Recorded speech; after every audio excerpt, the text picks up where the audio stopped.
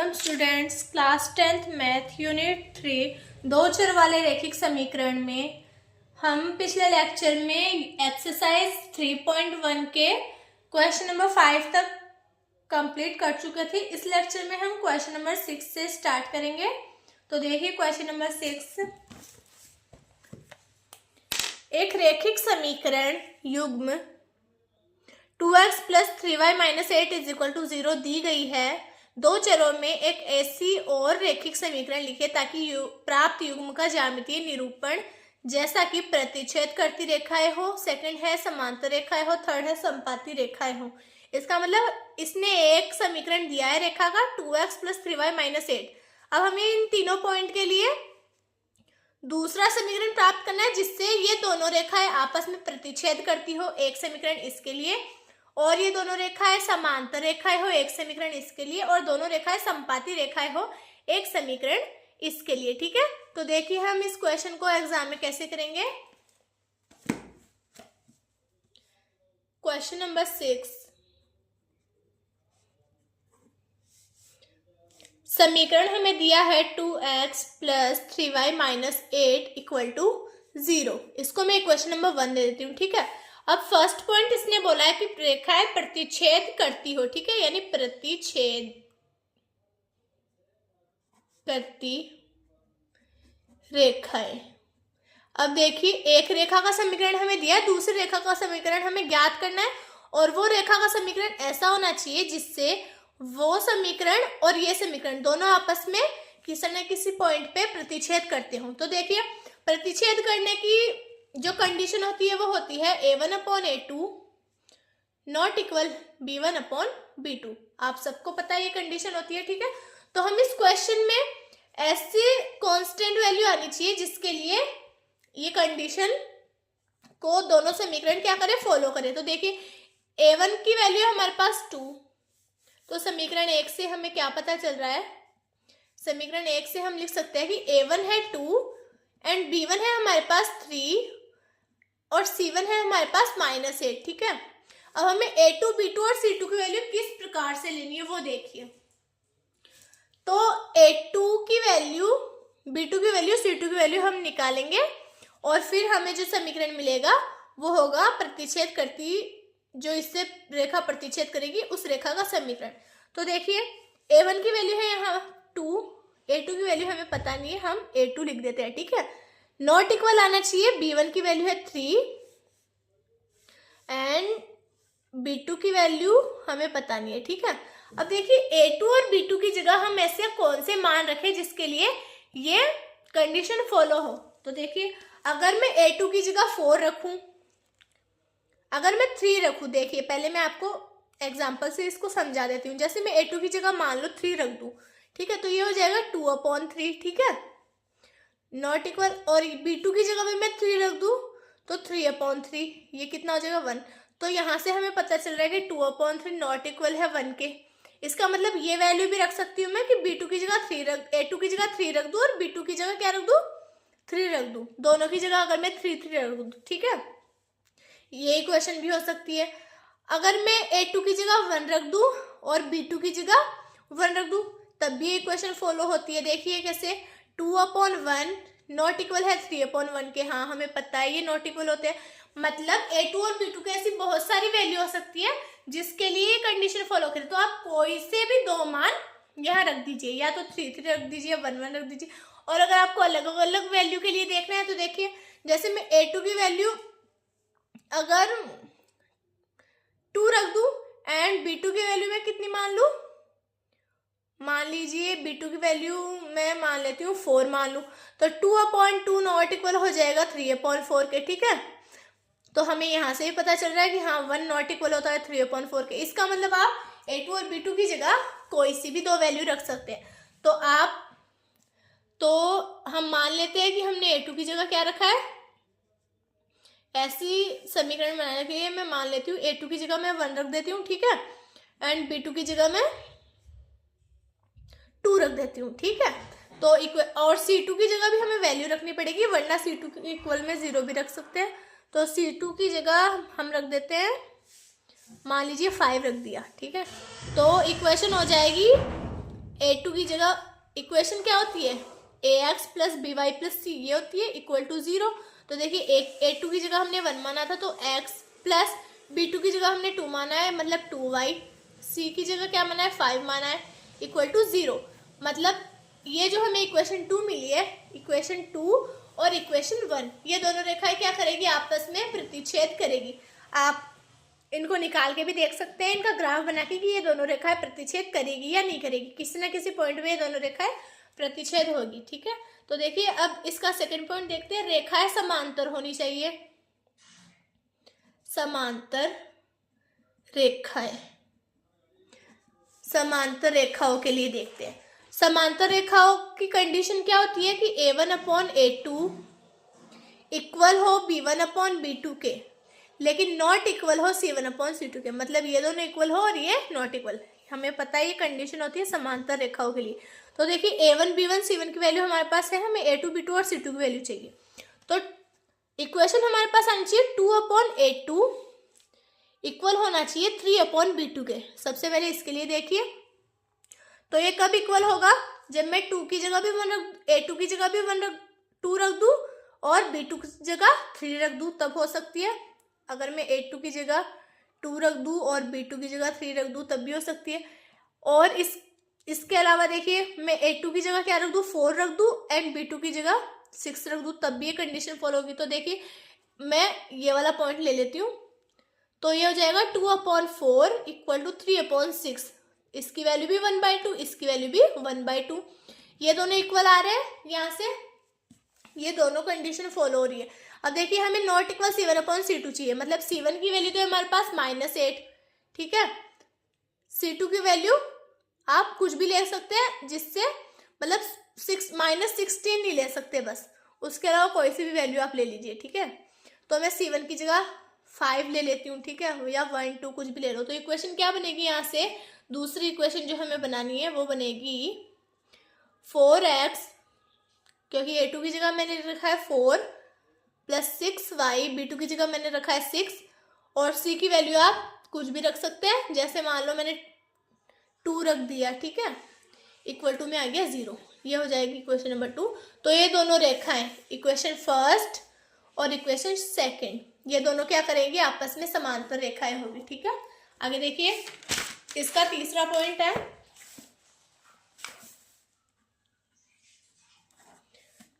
रेखाएं कैसी होनी चाहिए, समपाती होनी चाहिए। समपाती रेखाओं की कंडीशन हमें पता होती है, a1/a2 इक्वल होना चाहिए b1/b2 के और इक्वल होना चाहिए c1/c2 के। मतलब जो समीकरण हमें दिया था 2x + 3y - 8 इक्वल टू 0, ये a1 b1 और c1 की वैल्यू है हमारे पास। अब हमें a2 b2 और c2 की वैल्यू चाहिए, तो ऐसी वैल्यू आनी चाहिए जिससे ये कंडीशन क्या हो, फॉलो करे, ठीक है।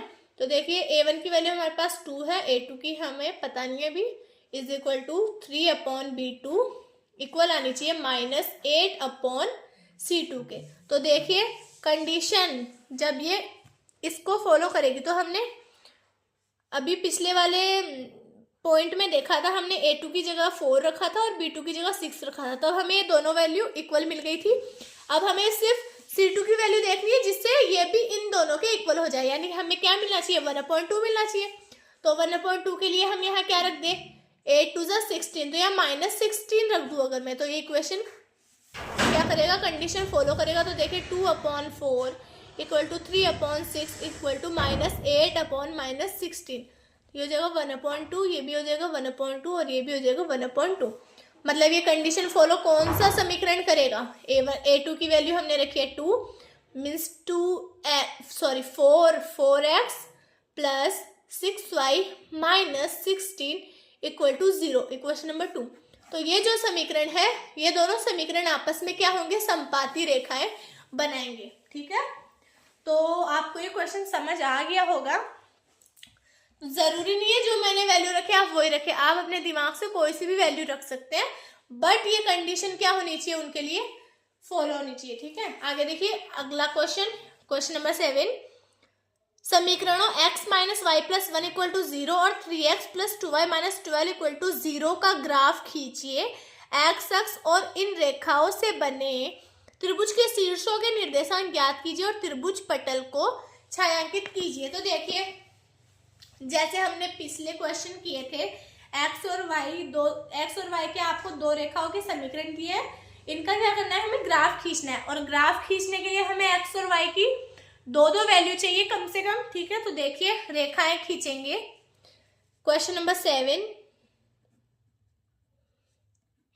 7 देखिए, रेखा का समीकरण आपको दिया है x minus Y plus 1 equal to 0, ये है इक्वेशन नंबर 1। दूसरा आपको दिया है 3x plus 2y minus 12 equal to 0, equation number 2। तो देखिए हम x और y की वैल्यू निकालेंगे दोनों समीकरणों के लिए। तो मैं फर्स्ट समीकरण के लिए यहाँ टेबल बना रही हूँ दो वैल्यू के लिए, और सेकंड के लिए मैं यहाँ, ठीक है, 1 2। अब ये वर्क मैं क्या कर रही हूँ, रफ वर्क कर रही हूँ। तो देखिए x की वैल्यू में 0 रख दूँ तो हमें y की वैल्यू क्या मिलेगी। तो देखिए 0 minus Y plus 1 equal to 0 है, तो यहाँ से y की वैल्यू क्या आ जाएगी 1। x की जगह हमने 0 रखा था तो y की वैल्यू हमें मिली है 1, ठीक है। अब अगर मैं x की जगह क्या रख दूँ, 1 रख के देख लो। तो x की जगह मैं 1 रख दूँ अगर, तो 1 minus Y plus 1 equal to 0, 1 और 1 कितना हो गया 2, माइनस वाई इक्वल टू ये प्लस 2 होगा, तो इधर आके माइनस 2, इसका मतलब y की वैल्यू कितनी आ गई आपके पास 2। 1 रखने पर क्या आया, 2 आया, ठीक है। तो ये फर्स्ट इक्वेशन के लिए हमने दोनों निर्देशांक निकाल लिए। अब देखिए सेकंड इक्वेशन के लिए x की जगह अगर मैं क्या रख दूँ, 0 रख दूँ, तब क्या होगा। तो देखिए 3 multiply 0 plus 2y minus 12 equal to 0, ये 0 हो जाएगा, 2y माइनस 12 उधर जाएगा तो प्लस 12, तो y की वैल्यू क्या आ जाएगी 2 6 12, 6।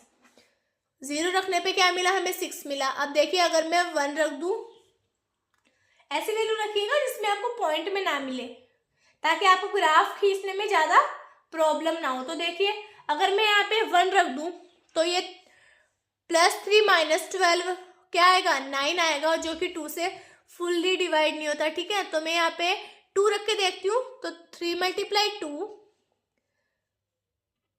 Plus 2y minus 12 equal to 0, 3 2 हो गया 6 plus 2y minus 12 equal to 0। Plus 6 और माइनस 12 कितना हो जाएगा, माइनस 6 हो जाएगा, तो 2y माइनस 6 इक्वल टू 0, ये माइनस 6 उधर जाएगा प्लस 6, यानी 2y इज इक्वल टू 6। तो हमें y की वैल्यू क्या मिलेगी, यहाँ से y की वैल्यू हमें मिलेगी यहाँ से 3। तो हमने जब x की जगह 2 रखा तो हमें y की वैल्यू कितनी मिली है, यहाँ से 3 मिली है, ठीक है। दोनों हमें दोनों पॉइंट मिल चुके हैं। अब हम ग्राफ बनाएंगे, देखेंगे कहाँ पे त्रिभुज बन रहा है और जो त्रिभुज होंगे उसके निर्देशांक क्या होंगे। तो देखिए ग्राफ बनाते हैं। ये हमने ग्राफ पेपर लिया है, positive X axis, negative X axis, positive Y axis and negative Y axis, ठीक है। तो देखिए हम इनके पॉइंट, फर्स्ट पॉइंट था हमारे पास 0, x की वैल्यू हमने रखी थी 0 और y की वैल्यू हमें मिली थी 1। तो देखिए प्लस x की वैल्यू 0 है यहाँ एंड y की वैल्यू 1 है इस पॉइंट पे, ठीक है। ये हो गया 0,1। आगे हमने x की वैल्यू 1 रखी थी और y की वैल्यू हमें मिली है 2, ठीक है। ये रहा 1,2। इतना करने के बाद आगे देखिए ये हो गया पहले समीकरण के लिए। तो हम इसको अच्छे से ड्रॉ कर लेते हैं एक बार।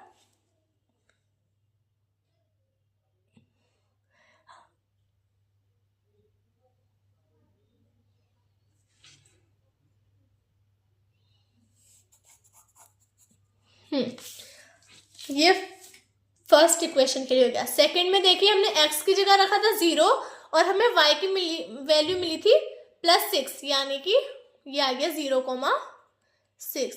आगे देखिए हमने x की जगह 2 रखा था और y की वैल्यू हमें मिली थी 3। तो देखिए 2,3 इस पॉइंट पे मिलेगा, ठीक है, 2,3। इन दोनों पॉइंट को मिला दीजिए।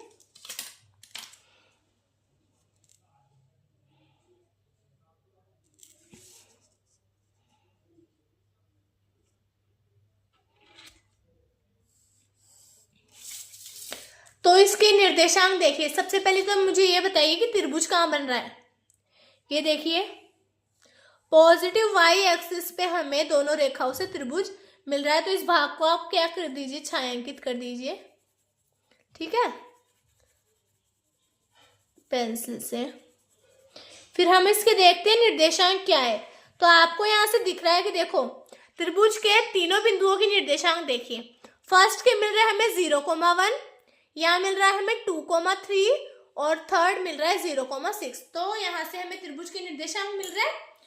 रेखाओं को दर्शा दीजिए। ये हमने बनाया था x - y + 1 = 0 के लिए,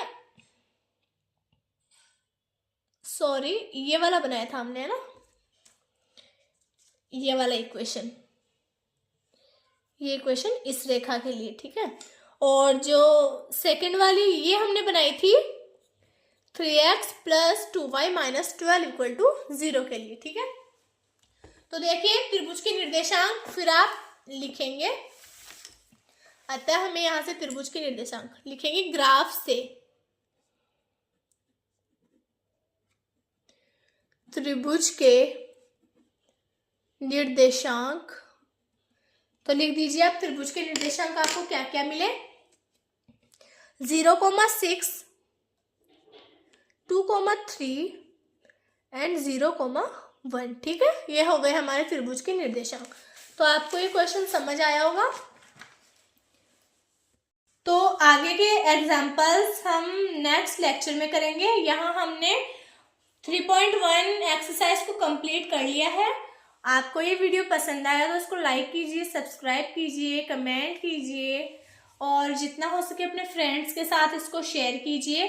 और कोई क्वेश्चन में अगर आपको प्रॉब्लम हो तो आप मुझे कमेंट करके बताइए ताकि मैं उस क्वेश्चन को आपको सही से समझा सकूं। Thank you.